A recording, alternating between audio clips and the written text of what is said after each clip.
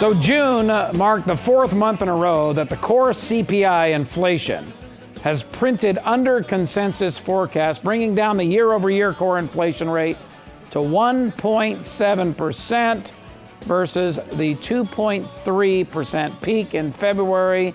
This does not portend well for a Fed that over the years has been hell-bent on trying to raise interest rates. We could be heading back to quantitative easing with these kinds of numbers. Joining me on the program, somebody that knows a lot about all of this, Steve Aledort, our loan financial planner at loanfinancialplanner.com. Hey, Steve, how you doing? Doing well. I mean, let's take a look at this picture. I've been in the business since 92, so going on 25 plus years. That's when we first met. Yeah, and what's the GDP and or inflation numbers been, let's say, over the last 10 or 15 years? Right in this particular range. Hasn't moved much, that's for sure. And the reason for the recession and the housing market implosion wasn't because we were getting grave changes in the GDP or the inflation numbers. It had everything to do with people finding ways on the market to make a whole lot of money with the derivatives, the betting on the betting on the betting, the mortgage lenders thinking that, oh, hey, we can make a whole lot of money if we offer loans that anybody can qualify for. People cheating on their tax return, doing all this stuff up to 100% financing. I remember the calls. You know, and then all of a sudden, boom, everything imploded.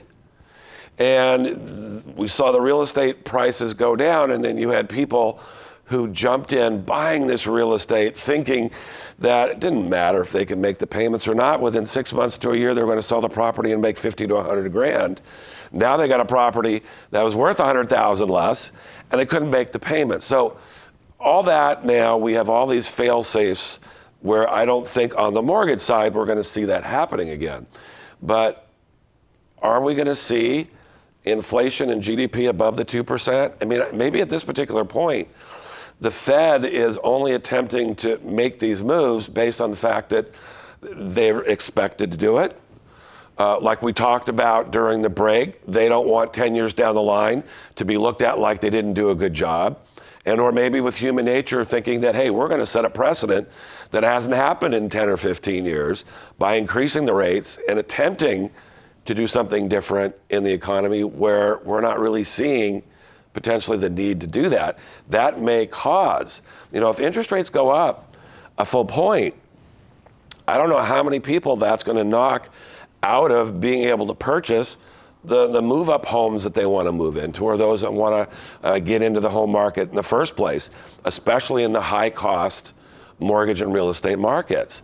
So there's a really fine line that we're dancing on and playing on right now. The American dream is to get a house, to own a home, and if real estate prices, continue to go up and mortgage interest rates go up, well, then a lot of people aren't going to be able to get that home that they were dreaming of getting. That's the problem as I see it. Now, as I mentioned before the break, I don't really see interest rates going up, at least not dramatically anytime soon. Do you?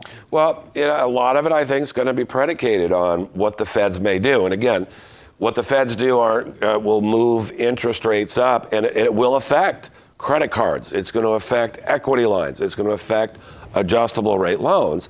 It doesn't necessarily affect long-term mortgage loans.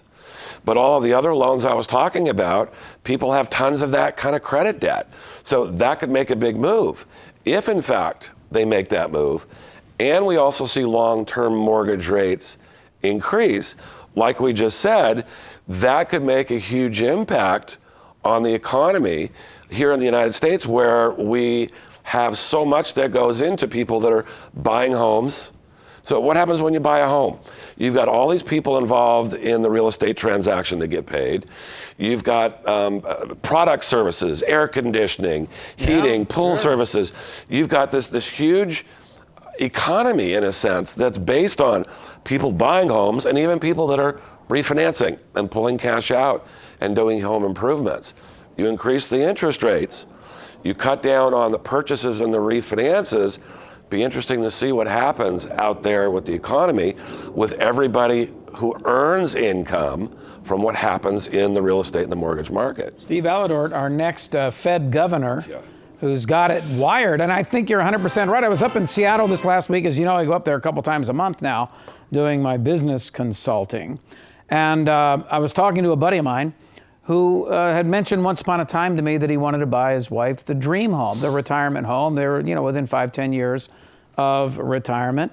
And he said, but the prices up here have just gotten, so high. And I said, well, you think they're going to be lower 5 or 10 years from now? I said, buy your dream home now. He's got the money. He can do it. Buy your dream home now and lock in 30-year fixed low interest rates on the jumbo. Get it done now. First of all, who cares if it's your dream home you're going to live in for the rest of your life, what real estate prices look like 2 or 3 years from now?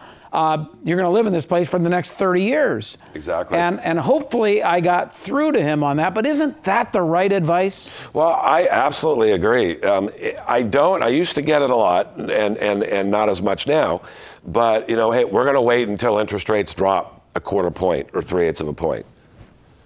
Yeah, that's insane. In order in for this us, environment, that's totally insane because you can still lock in. What are you getting? About a 4% loan rate right now? In that particular, so let's say that we're in high 3s, depending upon doing maybe a shorter term loan, maybe mid 4s based on higher loan to value, lower credit scores. But overall, those are still incredible interest rates. So on average, we'll say 4%. That's cheap money. Take the tax deduction, which we'll probably, hopefully keep. That's 3% net. There's a much higher chance that down the line, either mortgage rates will be higher and or combined with real estate prices being higher. But if real estate even goes flat, again, with mortgage interest rates moving up, it's going to make that dream home more expensive to purchase.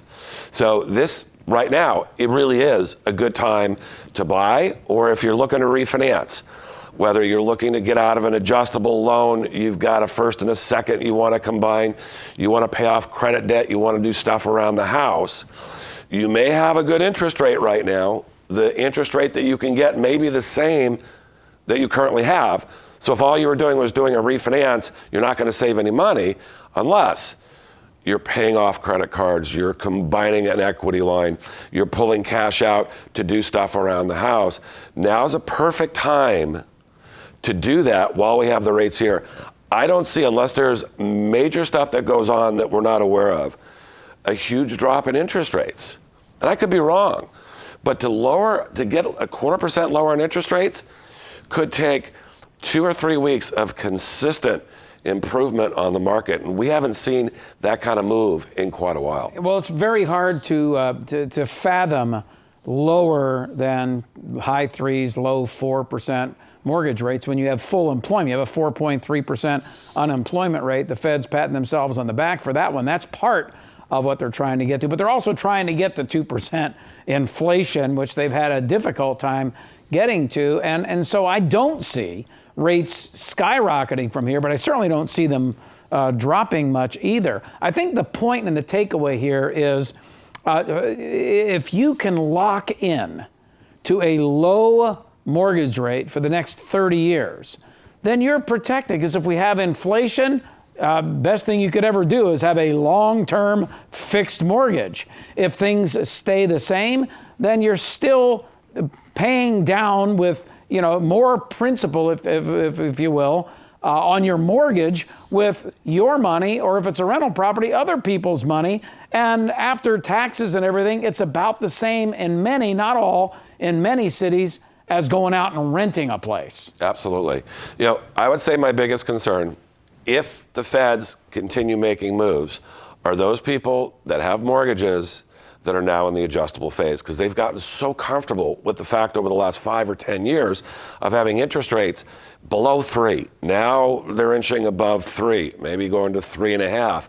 And if we see a couple of more moves, those adjustable rate mortgages may actually get to the point, we haven't seen this in a long time, where they're actually the same or higher than a regular 30-year fixed rate loan. Get a hold of Steve, my loan financial planner. Loanfinancialplanner.com. for Steve Aledort. 888-563-1070. He'll show you how you can help your kids buy a home, maybe your grandkids buy a home. Get them into a home now. Forget about the prices. They're going to go up, they're going to go down. Over the next 30 years, they're probably going to be higher.